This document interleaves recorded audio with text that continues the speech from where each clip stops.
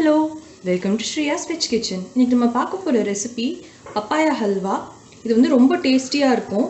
இதுக்கு தேவையான பொருட்கள் ஒரு அதாவது பழுத்திருக்கவும் கூடாது, ரொம்ப ராவாவும் இருக்க கூடாது. அந்த மாதிரி நடுவா இருக்கணும். half ripened papaya. அதுல பண்ணா தான் ரொம்ப டேஸ்டா இருக்கும். அது வந்து ஒரு பப்பாயா நல்ல சின்ன சின்ன பீஸா கட் பண்ணி வச்சிருக்கேன். அதுக்கு அப்புறம் ஒரு 15 almonds எடுத்து வச்சிருக்கேன்.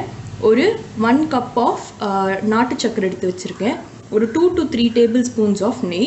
அதுக்கப்புறம் ஒரு 3/4 கப்பு பால் எடுத்து வச்சிருக்கேன். இது ரொம்ப நெய் கம்மி அண்ட் நம்ம நாட்டு சக்கரை யூஸ் பண்ணுறோம். This is very very good for health. So இது நீங்கள் பண்ணால் என்ன அல்வா பண்ணியிருக்கேன்னு யாருக்கும் தெரியாது. ஸோ அது கண்டுபிடிக்கிறதே கஷ்டம். ரொம்ப சூப்பராக இருக்கும்.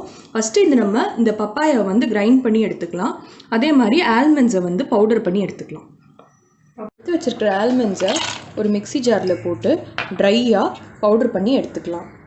இப்போது ஆல்மண்ட்ஸை வந்து இந்த மாதிரி கொஞ்சம் லைட்டாக கோர்ஸாக பவுடர் பண்ணி வச்சுருக்கேன். இப்போ வந்து நம்ம பப்பாயாவும் கிரைண்ட் பண்ணிக்கலாம். ஒரு மிக்சி ஜார் எடுத்து பப்பாயா ஆட் பண்ணி நல்லா ஒரு பேஸ்ட்டாக கிரைண்ட் பண்ணிக்கலாம். இது வந்து ரொம்ப ரொம்ப இம்பார்ட்டண்ட். வந்து ரொம்ப பழுத்த பப்பாயா வந்து யூஸ் பண்ணக்கூடாது. கொஞ்சம் half to 3/4 ripened யூஸ் பண்ணலாம். யூஸ் பண்ணால் தான் நல்லாயிருக்கும். இப்போ இதை நான் வந்து அரைச்சின்னு வரேன். வாண்டியில் நெய் போட்டு ஹீட் பண்ணி வச்சுருக்கேன். இதில் வந்து ஃபஸ்ட்டு நம்ம அரைச்சி எடுத்து வச்ச பப்பாயா பேஸ்ட் ஆட் பண்ணிக்கலாம்.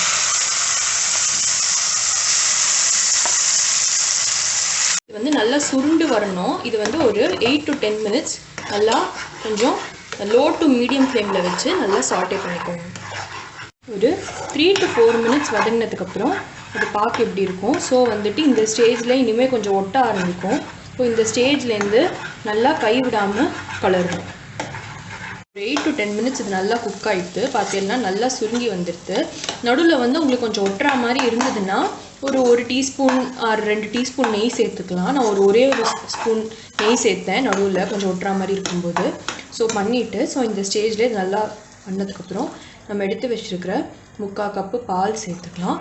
இது பாலில் ஒரு 2 to 3 minutes நல்லா ஒரு 4 to 5 minutes கூட வைக்கலாம். நல்லா குக் ஆகி வரணும். பாலோடு சேர்ந்து ஒரு 3 to 4 minutes நல்லா குக் ஆகிடுது. இந்த ஸ்டேஜில் நம்ம எடுத்து வச்சுருக்கிற வெள்ளை சர்க்கரையை இதை ஆட் பண்ணிடலாம். இதை ஆட் பண்ணோடனே நல்லா சேர்ந்து ஒரு பதத்துக்கு வரும். அப்போ உங்களுக்கு இப்போது இது நல்லா சுருண்டு ஹல்வா பதத்துக்கு வந்துடுது. உங்களுக்கு அப்படியே கலர் ரீட்டைன் பண்ணணுன்னா சுகர் கூட ஆட் பண்ணிக்கலாம். பட் இது கொஞ்சம் ஹெல்த்தியாக இருக்கணுங்கிறதுனால இன்றைக்கி நான் நாட்டு சக்கரை சேர்த்துருக்கேன். இந்த ஸ்டேஜில் லாஸ்ட்டில் நம்ம பவுடர் பண்ணி வச்ச ஆல்மண்ட் பவுடர் இருக்குது இல்லையா, அதையும் போட்டு எல்லாத்தோடையும் நல்லா இன்டகிரேட் பண்ணி இன்னும் ஒரு 2-3 minutes குக் ஆனால் போதும்.